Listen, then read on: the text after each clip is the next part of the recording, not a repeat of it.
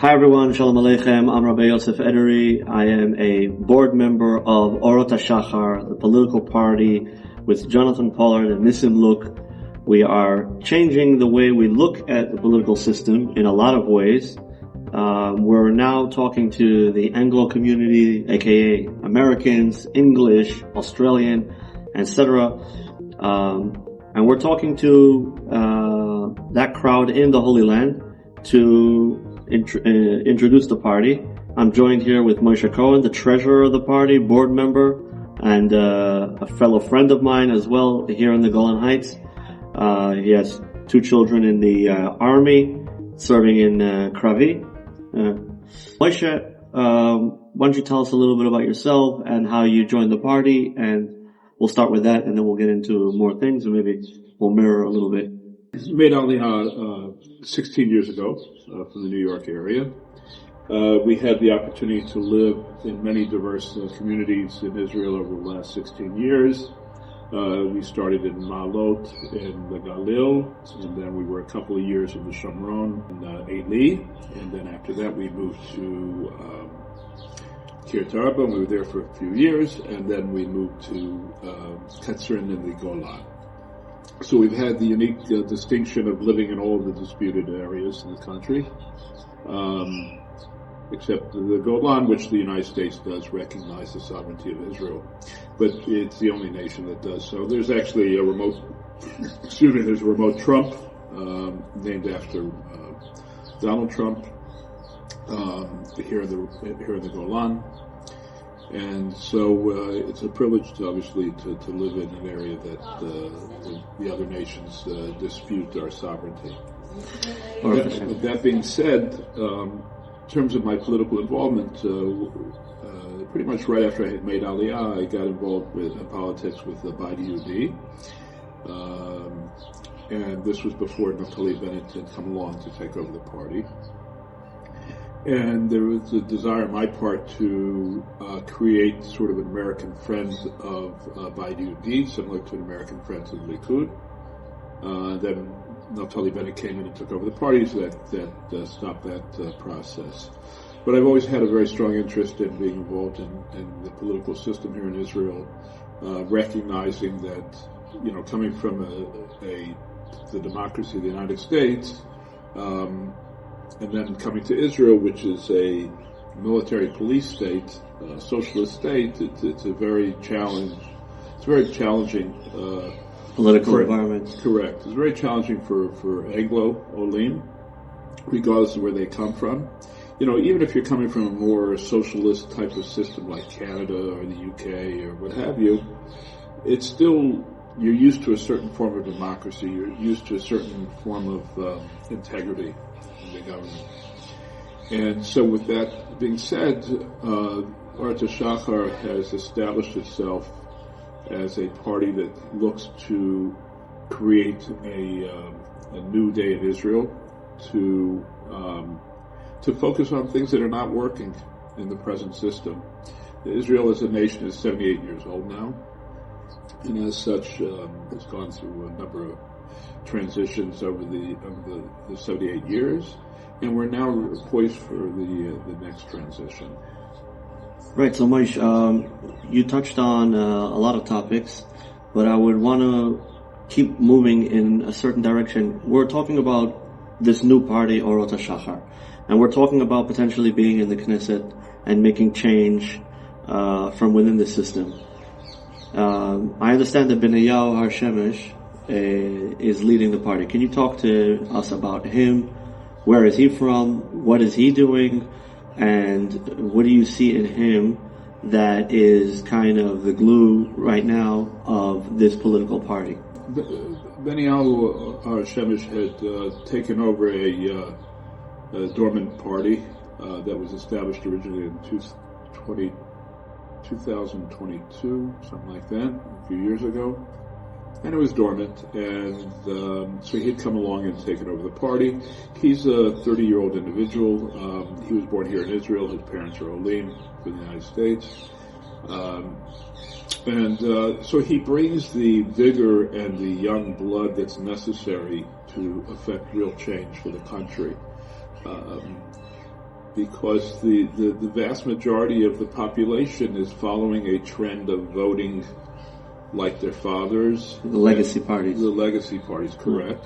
So his parents are Olim, so they weren't born into a Likud mentality or a Shas mentality or a Gimel mentality.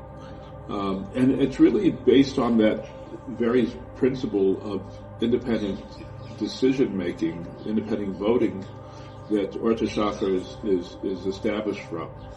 Right, I can see that in the party. There's a lot of very strong personalities in the party. You have Nissim Luk, the father of Shani Luk, Zechrono Livracha, one of the first recognizable victims of the Simchat Torah massacre. And we have Jonathan Pollard, an outspoken, loved character, a Yid that did Mesiras Nefesh for Am Yisrael. So definitely we see a lot of individuals, and it's actually surprising.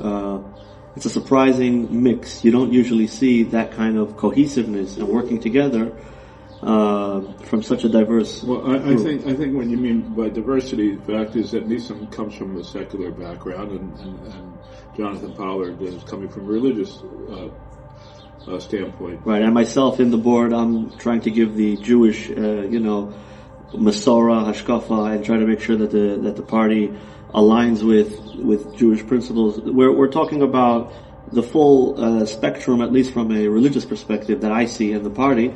But yet there is obviously Yisrael. There's a good energy in it as well. And what do you think the main thing of this party really brings to the table compared to the legacy parties? What do you think the real difference is? Again, I think it comes down to the ability for those who are disenfranchised from the political legacy, as you call it, to have the ability to vote for a party that they want to vote for, not a party that is being pushed on them by their employer or by their religious community, but their ability to have an independent decision about who they wish to vote for. Right, and what is, if we go through a few of the party members, I just interviewed yesterday two of the women, Sigal and Inbal, both of them heading great organizations for tens of years, helping children in need with special needs and helping the elderly. These are chesed powerhouses, and they really know how the bureaucracy works and the limitations of the system the way it is right now, and the embarrassment and the shame that some parents have to go through just in order to get a few dollars or some help with their elderly or with their special needs children. Other than the social services, or in Judaism we call it Gemilut Chasadim element of the party, as far as a policy of the party in defense and security, what can you say Jonathan Pollard and Nissim Luk are going for, and what do you think our voter base should get behind? Right, so that's a very good point. So in terms of Nissim Luk and Jonathan Pollard, they represent two very powerful perspectives on the country. As we know, Jonathan Pollard's background, he was in prison in the United States for 30 years, okay? When everything went down, he was running to the Israeli embassy looking for asylum as a Jew. And Shimon Peres was the minister of foreign minister at the time. And so he was responsible for all of the embassies, consulates around the world. And so he decided not to allow Jonathan Pollard to come in and seek asylum. And so subsequently the FBI took him and trial and the whole thing, and he's in jail for 30 years. So he knows the dangers of the current government. And then Nissim Luk, because he lost his daughter, understands the security failures of the country. And so those two together, on one side understanding the political issues that Israel faces. Right, when politics mixes in with the defense of your civilization, or with your civilians or your service members, like that. In other words, they decided not to allow him into the embassy for political reasons, I would assume. Correct, because it would create a huge blowout with the U.S., obviously, right. because we're... So that lack of loyalty, right? Correct. I mean, it's very hard to dance at two weddings. And so from that perspective, if Perez had allowed Jonathan to seek asylum, then the repercussions would have been very deep because, we don't. The state would need to take responsibility for that at that point because. I don't want to get into that issue because I'm not an expert on it, but I will just say that because we're people that are very much behind. Helping a fellow Jew, right? That's like you said earlier about Nos Chassidim. Then it essentially showed that Israel having allegiance to the United States over its own people, and that's been an issue because the hegemony of the United States in Israeli politics is quite severe. We know that. But that's part of the reality of it. I don't think that we're here to change that. But I want to say that Pollard said in his interview that he thought that he was the only one betrayed on October 7th. He thought that he was the only one betrayed by the state. But after October 7th, he feels that the entire country can relate and that we have slipped into a place politically that definitely is a gray area that is not appreciated by the average citizen.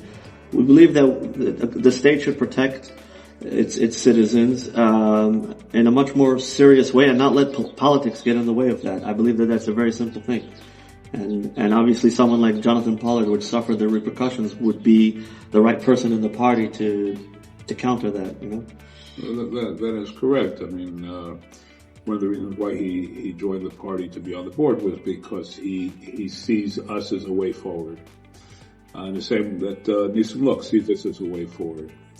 So the security issue and then the political issues, those together, they create a very formidable force because they represent the two biggest issues that are faced by the Israeli public. The Israeli public wants to see accountability from the government for what happened on October 7th. 100%. And that also is very interesting that that's not happening faster and more efficiently. Well, that's part of where things are not working. Right. That's part of the establishment. That's part of the system that we've had for the last 78 years. That's part of those people that have been part of that. I mean, look, Netanyahu is 76 years old. Okay. Yeah. So he's been through.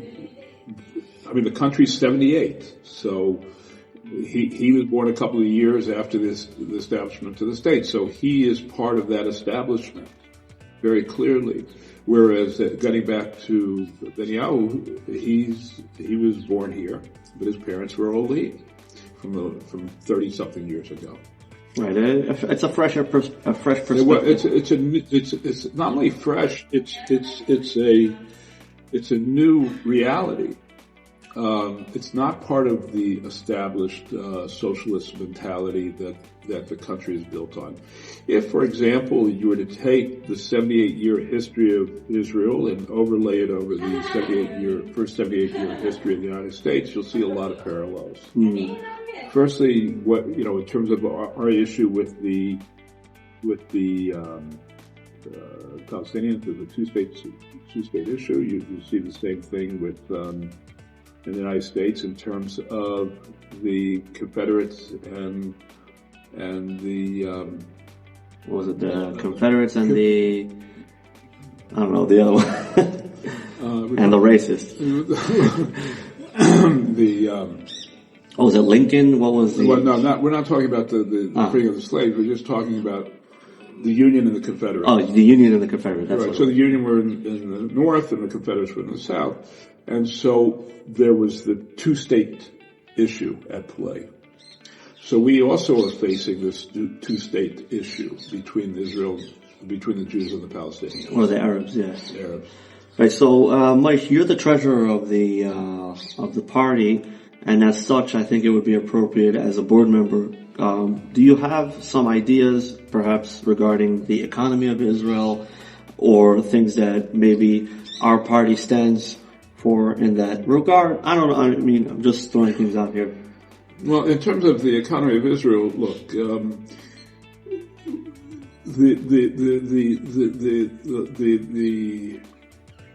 Bank of Israel is very conservative in its approach to monetary expansion.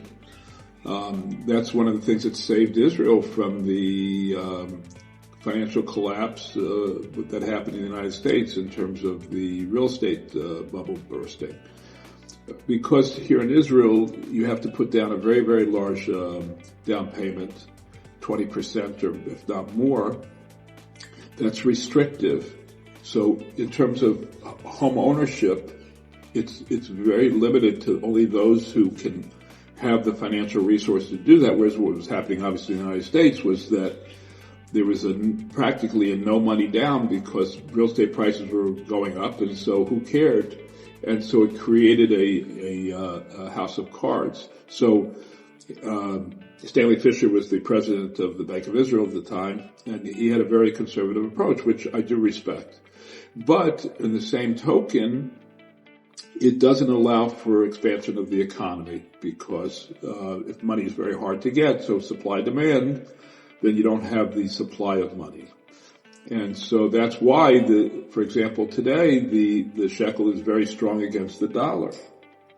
I mean, the dollar right now is at 2.9 or something to the shekel, which is at I think I read somewhere like a 30-year low or something. It's like to be below 30 is very unique. So. So that's where we stand. And what do you think about Orot HaShachar as far as education? And we spoke about this a little bit, and this is also a little bit in my domain.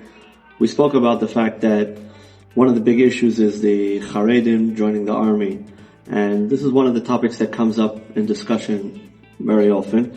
We spoke about that as long as as the two sides are warring with each other, the religious against the state and the state against the religious, we're not going to see resolution. The religious are screaming "Namut velo nitgayes," and the state's not exactly about to kill all the religious, right? So that's their line, and their line is very far. It's "Namut velo nitgayes." So as long as we're fighting, we're probably not going to see a resolution, no matter what kind of sanctions the left come up with.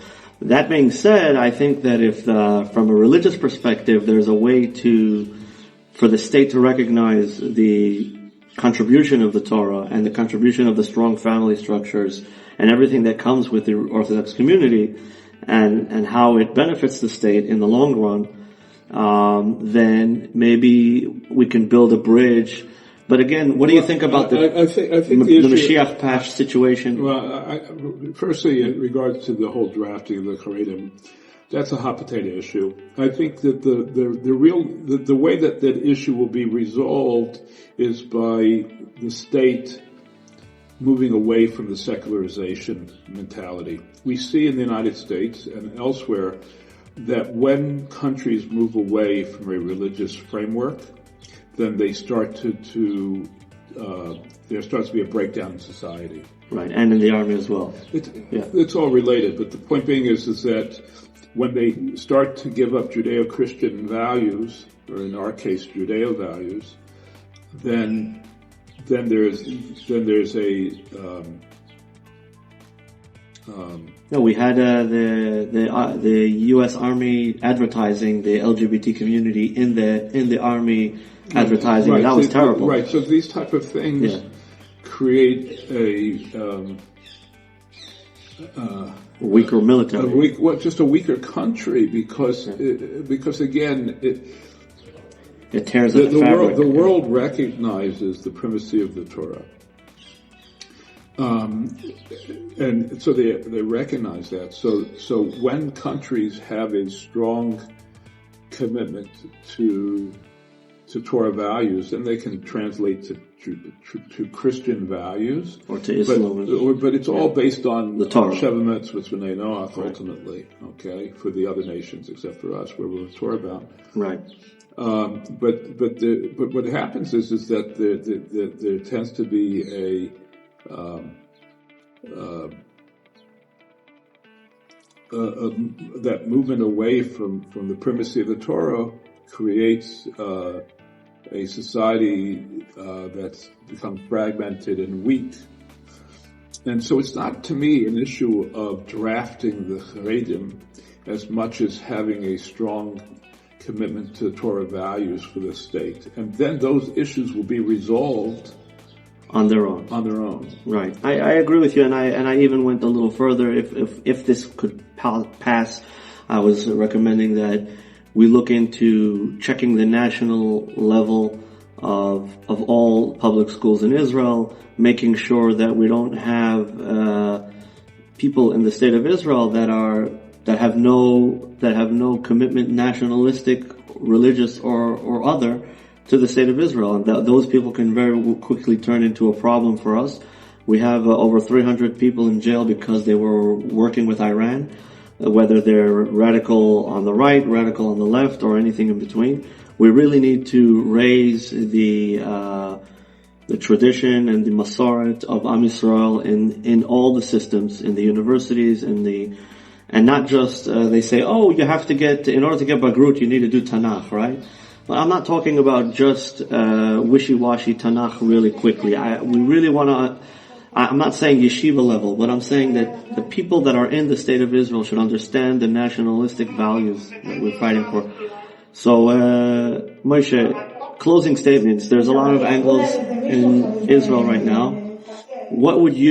How would you pitch them to join the party, and why should they join the party, and what do you think our objective is? Well, that's a great question. The fact is that the Orot HaShachar, as we discussed earlier, stands for those who are disenfranchised from the normal voting populace. Because even when you look at the influx of the Russians in the 90s, they voted as a bloc. Okay, mm-hmm. The Anglos do not vote as a bloc. And that's what creates a very big challenge for political parties to get that vote. It's an elusive group because you can't define it. Mm-hmm. But if you give the Anglo, and again, we're not even just talking Anglos, we're talking about all Olim for the last 30 years, that are looking to see politics as usual, but to see a new way forward. A little bit of honesty, a little bit of realism, a little bit of to the best of our ability. Right, to the best of our abilities. I mean, ultimately, you can't change the system. It comes about the fact that you have the right to vote, and by exercising your right to vote and not voting for what is, but to pick something new, gives an opportunity to have new. Right, a new vision, a little bit more Yiddishkeit. These are, me and Moshe, we grew up in the United States. We grew up in Brooklyn. We've, seen Chabad and the other Hasidim, and the Jewish culture of New York City and so on. And there's a very great warmth of Yiddishkeit in the States, and it's an amazing thing that I think all Olim understand, and they're kind of a little shocked when they don't see that warmth here in Israel. And what we do get here is everybody running to the bunkers, and that's also another surprise. I mean, for me as an Ole, you know that if Mexico would send one missile, then there wouldn't be a Mexico the next day. It wouldn't be a negotiation, it wouldn't be nothing. So we know that this kind of reality is unacceptable in Chutz La'aretz. But again, that's a rabbit hole issue because the Middle East is not the same. The Middle East is not the same, and the hegemony that the United States has over Israel is such that it's always and as we as Jews, it's always restraint. Right. But that being said, you can't take and apply equally because, yes, the United States would obviously bomb the border of Mexico. Right, but I'm saying that as Olim, we have a very high standard for what we would expect and what we would assume our leadership would behave in, and I think that we see a lot of defeatism, a little bit of a defeat in the way our government gives up too quickly, doesn't finalize total victories. Giving up, but giving up. Forget about the. We don't get the nitzachon. Forget about the government. Yeah, the government is made up by the people. Right. Okay, so it's a mandate of the people. Right. So as Olim that we are, Yeah. we were not indoctrinated with what I call the two favorite sentences of Israeli society, which is "Ma la'asot," what can you do, and "Eini musag," I have no idea. Okay, and that's a defeatist mentality, and that's a socialist mentality, and that's a mentality that allows the victimization to continue. Right, the hopelessness. Right. Because I feel that without our ability to solve that issue and to empower the citizens, we're just going to live in a chaotic state, and we're not going to have tranquility and prosperity. Because if you look at the history of the United States, the reason why it became a superpower was because it encouraged risk-taking and creating economic value for the individual. Right. I would also say that the Rebbe spoke very strongly against certain policies in Israel. The Rebbe didn't understand why soldiers are risked so often, and why the defense policies and the offensive policies were endangering lives, and why we were giving away land. So I think that as a Ole from the United States, at least I can talk for myself, and looking at the Rebbe's doctrine, I would say that it's really a shame that a lot of the ideas that the Rebbe put forward, they all come to pass, and they're all proven true. But it's a shame that in the government we don't have that Jewish representative or that Jewish representation of the Rebbe's values in a practical way, and we should change that. You know, we're here. Hashem brought us back after 2,000 years of galus. We've been thrown out because in the Jewish text it says if we follow Hashem's laws, if we don't, we go for a walk, exactly. And now we're back. Exactly. So we should really, I think, absorb the fact that we're here and we're back in the Holy Land. You guys hear the planes? So yeah, we should embrace the fact that we're here and act like Moshe Rabbeinu would be proud of, like Yehoshua ben Nun would be proud of, and like the Torah tells us many, many times, do not fear, I go before you. And I really wish that the people should embrace that. All right, so Moshe, closing statements, and then we'll lock it in. Yeah, just the last closing statement. I'll just share a quick story that I had the opportunity to meet with the Reb Shmuel Eliyahu, who's the Rabbi Year for Tzfat. And this was sort of soon after making Aliyah, a couple years after, I guess. And he said very clearly that you have to feel like a balabayat. You have to feel like you're the owner of the house as an Ola. And so Olim need to understand that they have a voice and that they have a vote. And that by exercising that, then they're having control over their destiny. All right. Shkoyach Moshe, thank you so much. And Bezrat Hashem, we invite all of the Olim and all of the English-speaking friends of ours to join Orot HaShachar, orothashachar.org.il. Join us and let's make a difference in the Holy Land for the better. The Tiferet Am Yisrael, Eretz Yisrael, V'Torat Yisrael. Am Yisrael high. We rise, light in the dark, yeah, we shine. Torah in the rhythm, feel it in the vibe. Covenant bounce, we alive.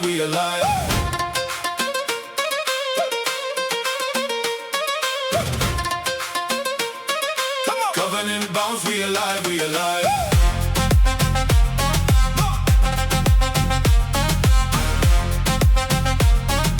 Covenant bounce, we alive.